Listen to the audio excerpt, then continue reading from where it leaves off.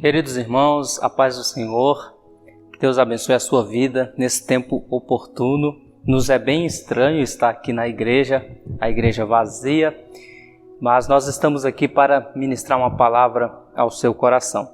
Nós estamos gravando esse vídeo para abençoar os irmãos da nossa igreja e vamos compartilhar também com você que faz parte do nosso canal aqui no YouTube e esperamos que nesse tempo difícil e de dificuldade, Deus tenha uma palavra para o seu coração. O texto que nós queremos meditar nessa noite está no Evangelho de João, capítulo 11, onde o Senhor Jesus Cristo vai ressuscitar Lázaro. Então, abramos a nossa Bíblia no Evangelho de João, capítulo 11. Aleluia. Vamos ler o versículo 1, versículo 4, versículo 21, 32 e 45. O Evangelho de João, capítulo 11, verso 1 diz assim: Estava enfermo Lázaro de Betânia, da aldeia de Maria e de sua irmã Marta. Esta Maria, cujo irmão Lázaro estava enfermo, era a mesma que ungiu com bálsamo o Senhor e lhes enxugou os pés com os cabelos. Verso de número 4. Ao receber a notícia, disse Jesus: Essa enfermidade não é para a morte, e sim para a glória de Deus, a fim de que o Filho de Deus seja por ela glorificado. Verso de número 21.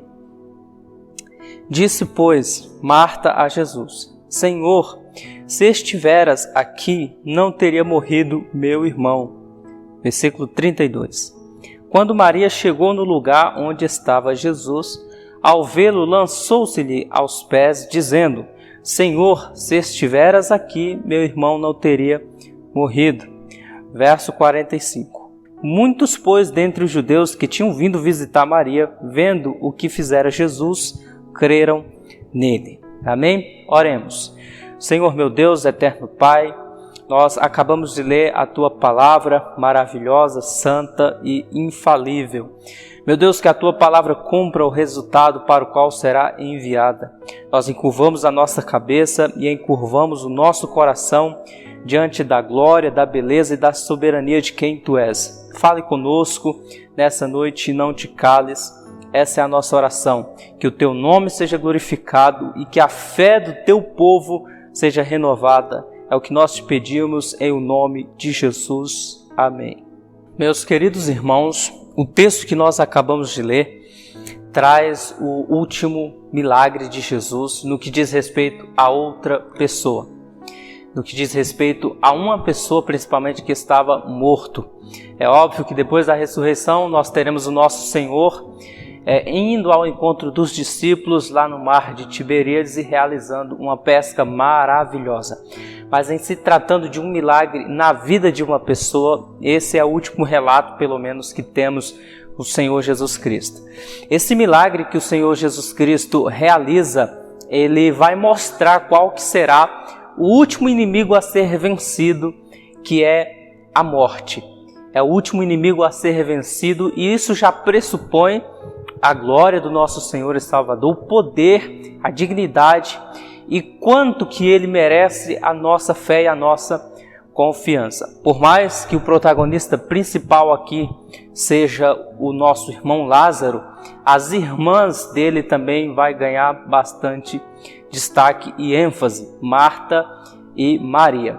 O nome Lázaro é uma derivação do nome Eleazar, que significa o Senhor ajudou. E nós vamos ver como que o Senhor Jesus vai ajudar esse homem.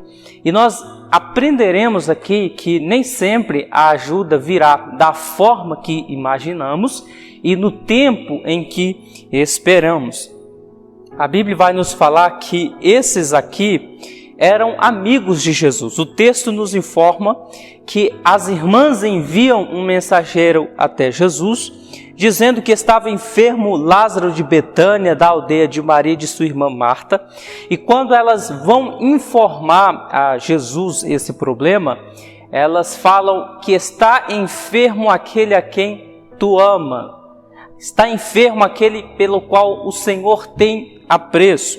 Isso aqui vai nos mostrar que essas pessoas eram ajudadas por Jesus, hospedavam Jesus, Mas o problema veio. Apesar deles terem uma comunhão com o Mestre, isso não os privou de passar por provações. Isso não os privou de enfrentar dificuldades. O verso de número 3 vai nos falar que mandaram, pois, dizer a Jesus: Senhor, está enfermo aquele a quem tu amas. Em primeiro lugar, essas irmãs, as irmãs de Lázaro, Marta e Maria, elas vão falar: Senhor, aquele que tu amas está doente. A primeira coisa que fica evidente aqui é que, por mais que elas fossem amigas do Mestre, elas reconhecem o senhorio dele, senhorio aí, Senhor Kyrios, aquele que tem supremacia, Senhor, Mestre e autoridade.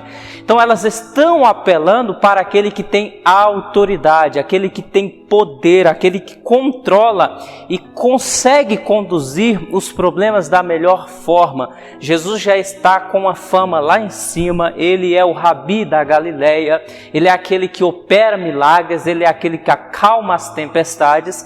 E essas irmãs com certeza sabia dos feitos de Jesus e elas apelam para a compaixão de Jesus. Elas pedem a Jesus uma ajuda, um milagre, não com base no privilégio delas, mas elas apelam para o amor de Jesus. Não pedem com base no amor delas por Jesus, mas com base no amor de Jesus para com elas e Lázaro. Quando elas dizem: está enfermo aquele a quem tu amas, elas estão apelando para o amor de Cristo.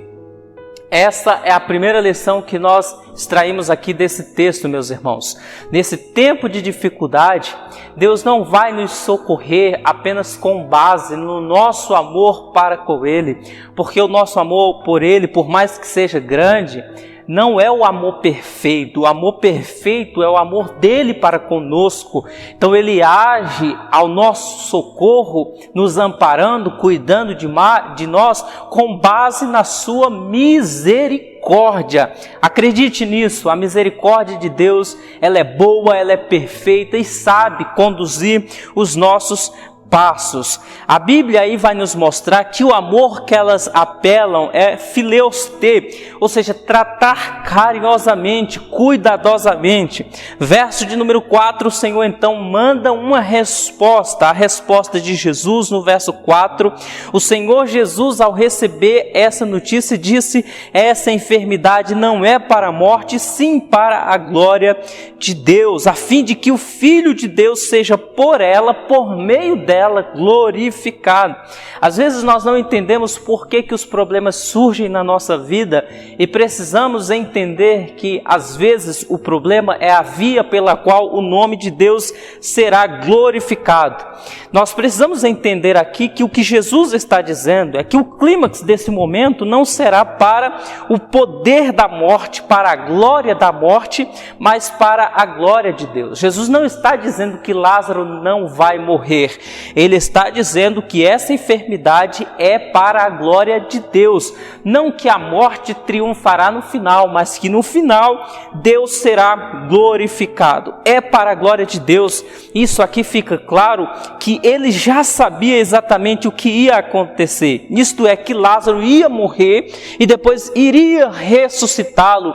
Por isso que ele se detém ainda no seu lugar. Mas uma importante informação aqui: as irmãs mandaram um mensageiro até Jesus, e nós precisamos entender que há momentos que nós poderemos ir até Jesus, mas quando não pudermos ir até Jesus, haverá um mensageiro, ou é importante que nós cumpramos o papel do mensageiro aqui, como aquele que intercede, como aquele que intervém, como aquele que leva a causa dos feridos, dos necessitados até Jesus. Então aquele homem volta e o verso de número 5 vai nos falar que Jesus amava a Marta, a sua irmã e a Lázaro. Veja que o verso de número 3, vai nos dizer que as irmãs dizem: olha, Senhor, está enfermo aquele a quem tu amas. Mas o verso de número 5 é João, o autor, quem escreve, o discípulo do amor, e ele vai falar, ora,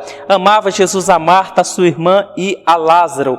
Só que o amor que João percebe aqui não é fileostê, é o amor ágape, verso de número 5. Ora, amava Jesus a Marta, a sua irmã e a Lázaro.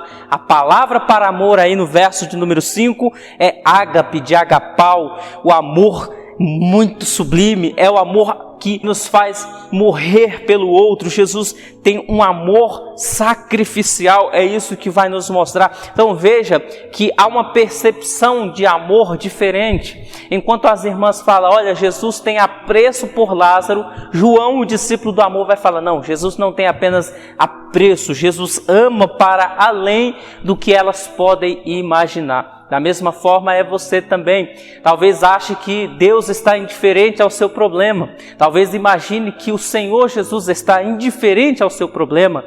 Isso tudo que está acontecendo é para que o amor de Deus se revele na sua mais plena imensidão, o amor ágape. Então não conseguimos dimensionar o tamanho do amor do Senhor por nós. João 3,16 diz que Deus amou o mundo de tal maneira. Essa expressão tal maneira é porque não houve um vocábulo capaz de dimensionar a imensidão do amor de Deus. É um amor tal, sem medida, que deu seu Filho para morrer em favor daquele que nele crê, e esse não perecerá.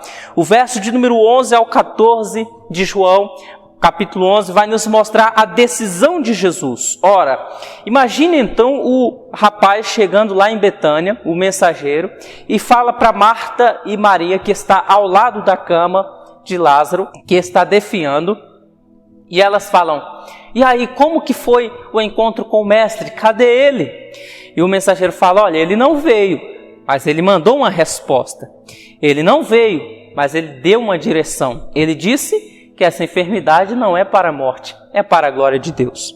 Eu imagino que elas então se encheram de esperança, se encheram de alegria e acharam que Lázaro ia melhorar.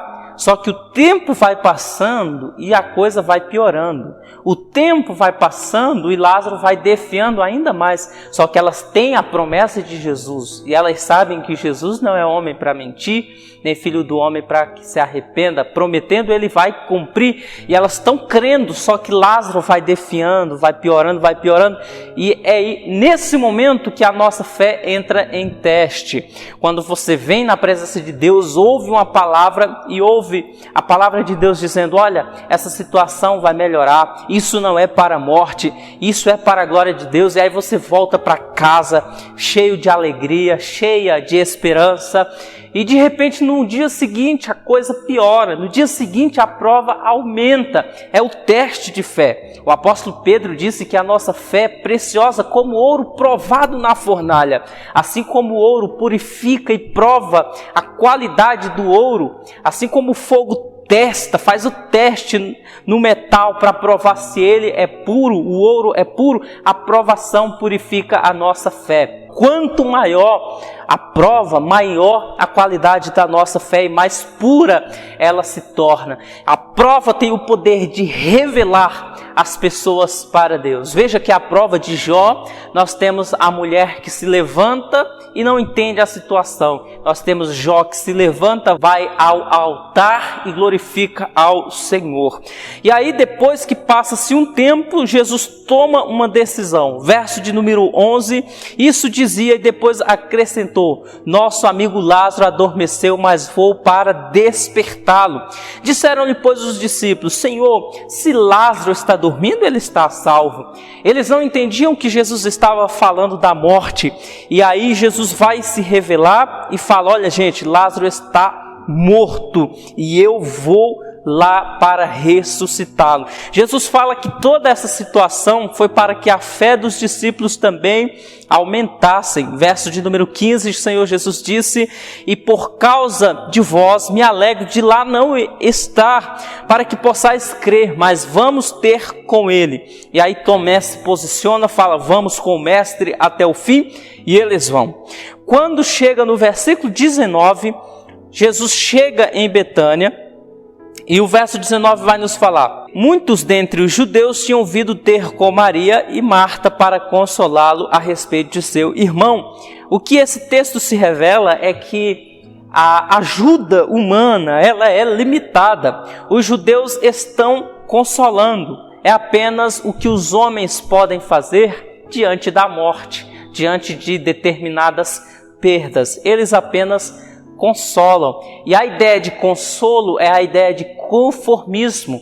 Se conforme com a situação, sacuda o pó. Esse papel do consolo é muito importante também, gente.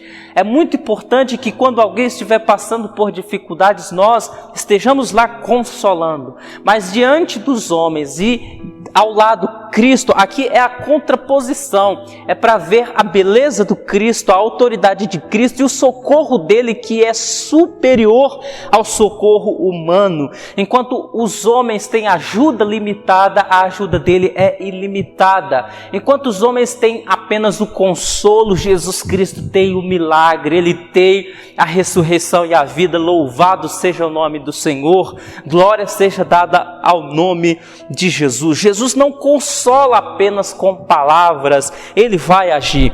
Verso 20 ao 28, nós temos Marta indo ao encontro de Jesus. E aqui, nessa perícope de texto, verso de número 20 ao 28, o discurso de Marta com Maria, nós temos aqui a humanidade e a espiritualidade em conflito. Se por um lado Marta crê na ressurreição, ela não crê na ressurreição agora. A alma de Marta está tomada de tristeza pela morte de seu irmão, a quem ela tanto amava profundamente, né? Mas aqui também há uma discípula de Jesus com a sua alma cheia de reverência por seu Senhor.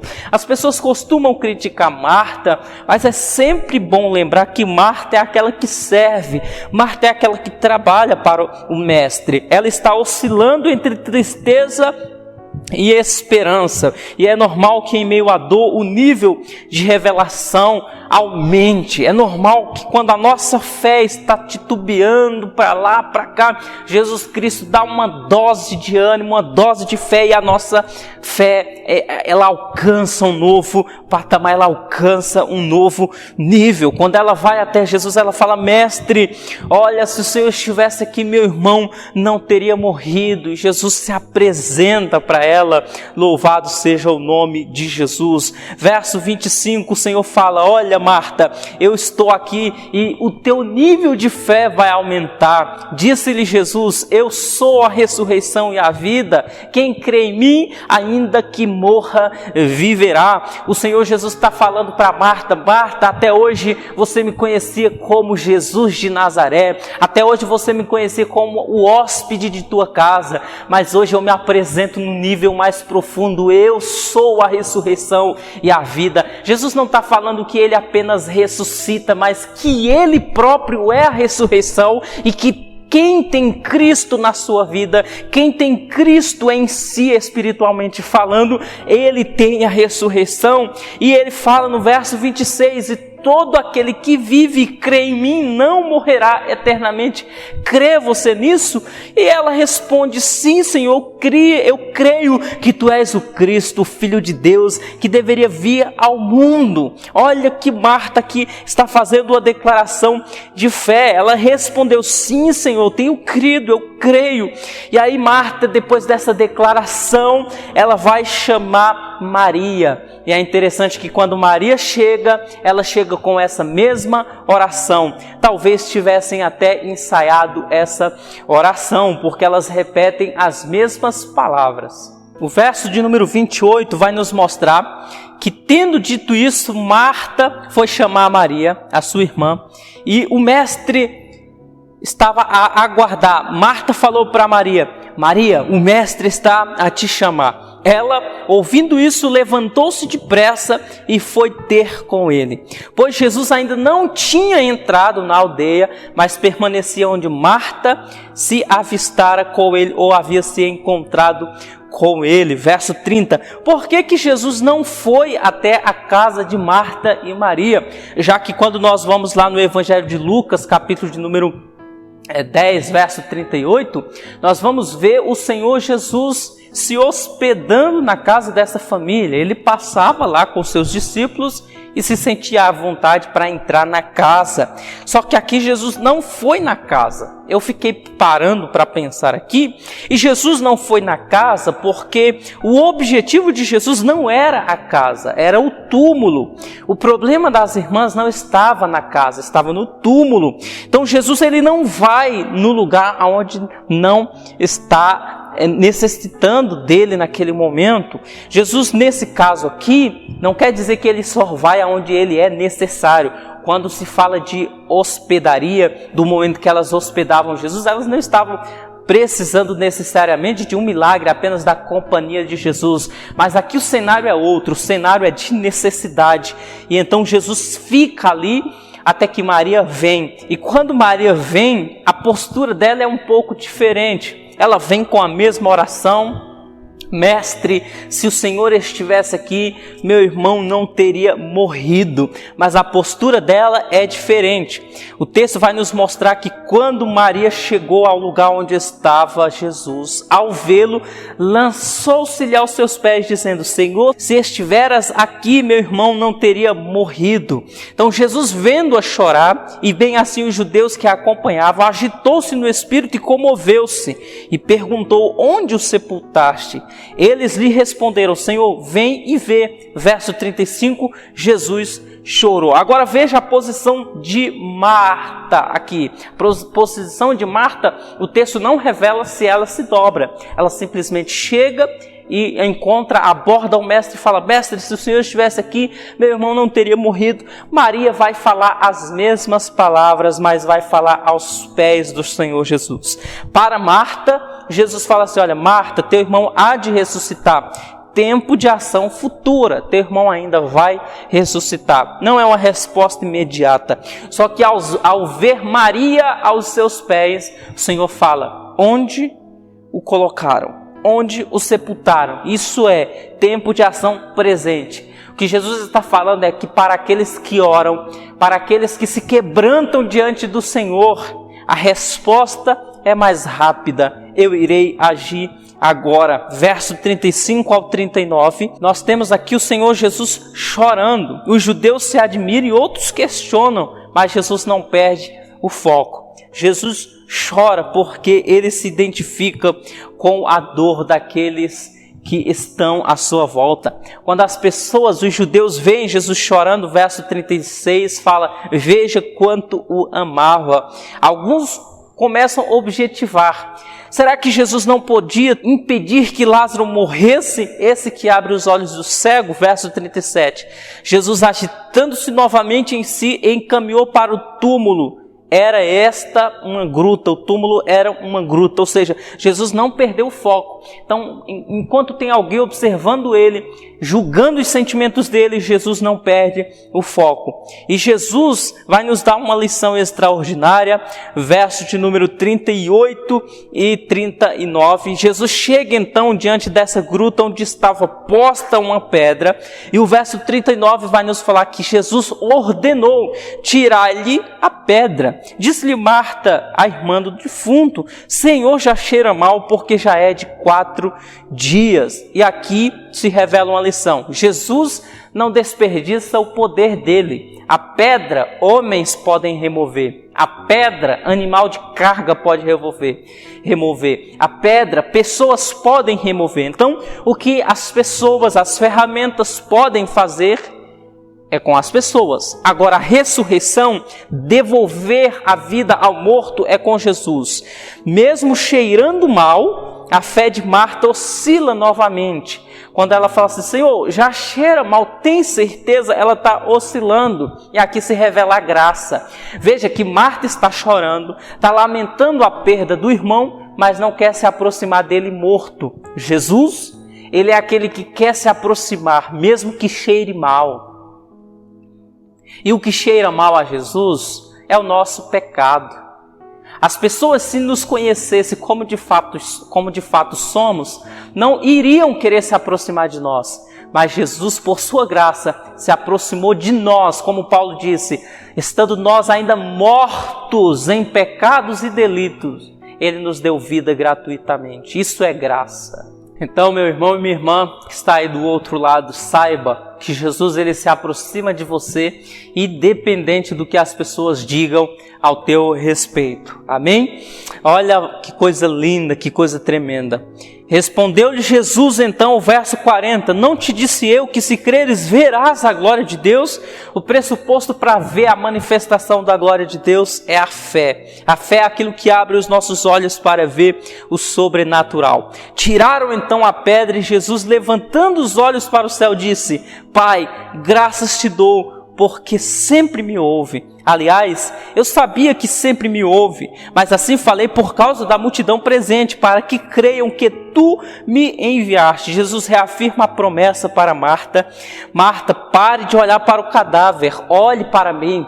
É importante, meus irmãos, que nesse cenário que nós estamos vivendo, tão difícil, quando você olha para a televisão, quando você liga os jornais, quando você entra na rede social ou até mesmo em diálogos com seus amigos, você fica em pânico, você fica em estado de choque. E o que Jesus nos chama a fazer nessa noite, neste dia que você está vendo essa mensagem e ouvindo, pare de olhar para o problema, olhe para mim.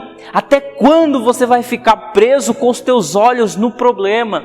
Até quando você vai ficar com os olhos presos na situação do Lázaro? Olha para mim, porque eu sou a resposta para esse problema. Eu sou, diz o Senhor, a resposta para a humanidade. O que a humanidade precisa é do Senhor. Então, volte os olhos para mim. Tiraram a pedra e Jesus agradece pelo milagre. Antes de um milagre ter acontecido, verso 41, Jesus levantou os olhos e disse: Pai, graças te dou, porque sempre me ouve. Jesus, ele não está agradecendo depois que o milagre ocorre. Jesus agradece antes do milagre ocorrer, porque isso é o grito da fé diante do brado da perda e da morte. Porque isso é viver pela fé, agradecer pelo milagre que ainda não aconteceu, na esperança de que ele irá acontecer e que Deus será glorificado. E aí o verso 43, que coisa tremenda. Tendo dito isso, primeiro falou com Deus, depois vai falar com o problema. Nós precisamos fazer isso. Verso 43, e tendo dito isto, clamou em alta voz: Lázaro, vem para fora. Tendo dito isso, o que? Orou. Primeiro Jesus agradeceu a Deus. Primeiro Jesus falou com o Pai, nos dando essa lição que antes de irmos para o problema, devemos ir ao Pai. Antes de tentar fazer alguma coisa, ore. Antes de tentar tomar uma decisão, consulte a Deus, agradeça a Deus. E aí Jesus, tendo dito isso, clamou em alta voz: Lázaro, vem para fora. Louvado seja o nome de Jesus. E o verso 44, saiu aquele que estivera morto, tendo os pés e as mãos ligados com ataduras e o rosto envolto no lenço. Então lhes ordenou Jesus: desatai-o e deixai-o ir. E é interessante, aqui é um dado cultural, Craig S. Skinner, no comentário cultural do Novo Testamento da editora Vida Nova, também tem a versão da editora Atos, ele vai contar que o ato de embalsamar um corpo, de preparar um corpo para a sepultura, era dado às mulheres. Ele vai dizer que somente as mulheres eram permitidas fazer o embrulhamento do defunto, sendo morto homem ou mulher. Ou seja, no momento da dor, no momento da perda, as únicas que estiveram tocando o corpo de Lázaro, provavelmente, eram Marta, Maria e alguma serva, se elas tivessem. E aí elas estão partilhando da dor, sentindo a dor, comprovando, atestando o poder da morte ali diante dos olhos delas. E a angústia vai amassando, massacrando, machucando sem piedade o coração daquelas irmãs. E nenhum homem ousava colocar a mão. Nenhum homem ousava participar daquele momento. Só que Jesus é tão tremendo que quando nós temos o encontro com Ele, as mesmas mãos que experimentaram a perda, As mesmas mãos que foram massacradas pela angústia e pela dor, agora vão ser as mãos que irão desfrutar e serem as primeiras a experimentarem o milagre. As mesmas mãos que tocaram no morto, vai tocar nele ressuscitado. Eu acredito que essa era a expectativa do apóstolo Paulo ao escrever 1 Coríntios 15 e 1 Tessalonicenses capítulo 4, 16 em diante. Consolando os irmãos que diante das perdas estavam perdendo a esperança, porque os seus queridos estavam partindo para o Senhor, estavam indo para a glória. E a angústia tomava conta daqueles corações. Mas o apóstolo Paulo, consolando os irmãos, primeiro em 1 Coríntios capítulo 15, falando sobre a ressurreição, ele fala, olha, assim como Cristo ressuscitou, Ele que é a primícia dos mortos, ou seja, o primeiro a ressuscitar pelo seu próprio poder e nunca mais voltar a morrer, os demais também ressuscitarão. Lá em 1 Coríntios, lá em 1 Tessalonicenses capítulo 4, ele fala, ora irmão, na verdade nem todos dormiremos, Paulo falando, mas na verdade todos seremos arrebatados a encontrar o Senhor nos ares. Então a nossa esperança é essa. O apóstolo Paulo ainda vai falar, olha, consolai-vos uns aos outros com essas palavras. Você que nesse momento está chorando a perda de um ente querido seu, que dormiu no Senhor, não se desespere, não é o fim. Haverá um momento em que nós nos encontraremos com eles novamente, e aí será só alegria, só paz, e nós desfrutaremos. E hoje, isso que eu e você não entendemos com clareza, então finalmente entenderemos, porque 1 João capítulo 3 vai nos falar que, ora, ainda não é manifesto o que havemos de ser, mas como Ele é, se referindo a Cristo, o veremos, estaremos semelhante a Ele. Então nós entenderemos o porquê das nossas perdas agora. Verso 45, muitos, pois, dentre os judeus que tinham vindo visitar Maria, vendo o que fizera Jesus, creram nele. E inevitavelmente outros, porém, foram ter com os fariseus e lhe contaram dos feitos que Jesus realizaram. Muitos, felizmente não foram todos. A morte de Lázaro começou com um cenário de perda e da mão de Deus pesando sobre aquela família. Mas quando Jesus entrou, o cenário se encerra, como Jesus Cristo sendo aquele que tem autoridade sobre a morte. A morte de Lázaro foi um cenário usado para a glória de Deus. A promessa que Jesus disse no início do capítulo não foi frustrada. Quando ele enviou o mensageiro de volta dizendo, olha, avisem aquelas irmãs que essa enfermidade não é para a morte, mas para a glória de Deus, ele está cumprindo isso agora.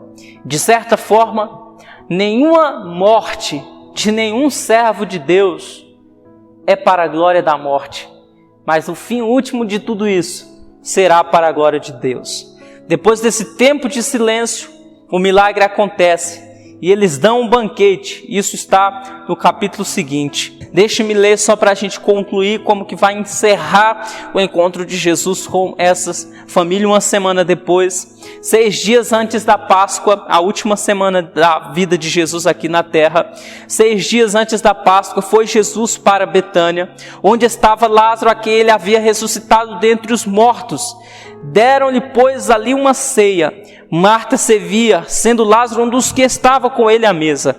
Então, Maria, tomando uma libra de bálsamo de nardo puro, muito precioso, ungiu os pés de Jesus e o enxugou com seus cabelos, e encheu-se a casa com o perfume do bálsamo. Até aí.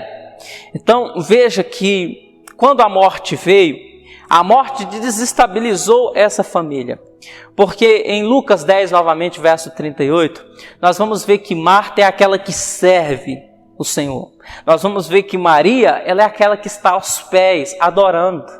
Nós temos serviço e temos adoração. E nós temos Lázaro, que é o anfitrião da casa, é aquele que prepara o ambiente, é aquele que governa a casa. Quando a morte veio, o anfitrião foi embora, Lázaro. A adoradora está chorando, mas não de alegria. de lamentação.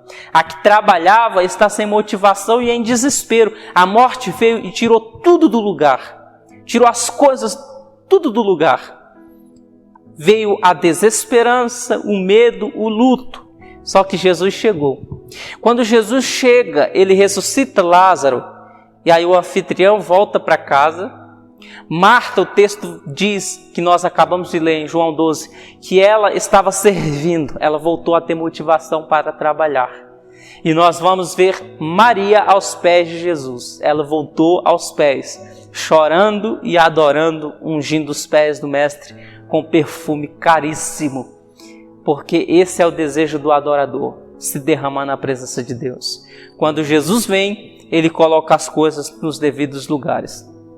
Que Deus abençoe sua vida e que nesse momento de crise que você talvez esteja enfrentando ou veja alguém do teu lado querido enfrentando, saiba que o nosso Senhor Jesus, ele é a ressurreição e a vida. E quem crê nele nunca morrerá eternamente. E aquele que crê nele, ainda que morra, ressuscitará. Porque em breve o Senhor Cristo virá nos arrebatar. Que Deus abençoe sua vida. Se você quer e pode, feche os seus olhos. Eu quero orar por sua vida. Senhor, eu te agradeço por esta palavra que o Senhor nos dera nesta noite. Meu Deus, aqui aparentemente só está eu e o Senhor aqui nessa igreja. Pai, mas nós sabemos que o céu nos assiste. E eu creio que essa palavra está chegando no lar de alguém, na casa de alguém. Senhor, a minha oração é, Pai, que o Senhor conforte os corações tristes, que o Senhor console as perdas, que o Senhor faça nos entender, Pai, que o Senhor é o maior de todos, que o Senhor é aquele que tem a última palavra, e que por mais que não entendamos, Pai, como Marta e Maria não entenderam quando estavam passando por aquele momento e vendo Lázaro indo de mal a pior, elas não entenderam, somente depois entenderam, depois que viveram a história. Assim como elas não leram a história delas, nós não lemos a nossa história e não sabemos o capítulo seguinte. Mas o que sabemos é que o Senhor está escrevendo a nossa história. Nós confiamos em Ti, Pai. Toma-nos em Tuas mãos e não nos deixe, porque Tu és a ressurreição e a vida. E enquanto tivermos o Senhor, teremos vida plena e a alegria perfeita. Abençoa esse irmão e essa irmã que está do outro lado, com a Tua presença, que é o bem maior que podemos ter. Em nome de Jesus. Amém.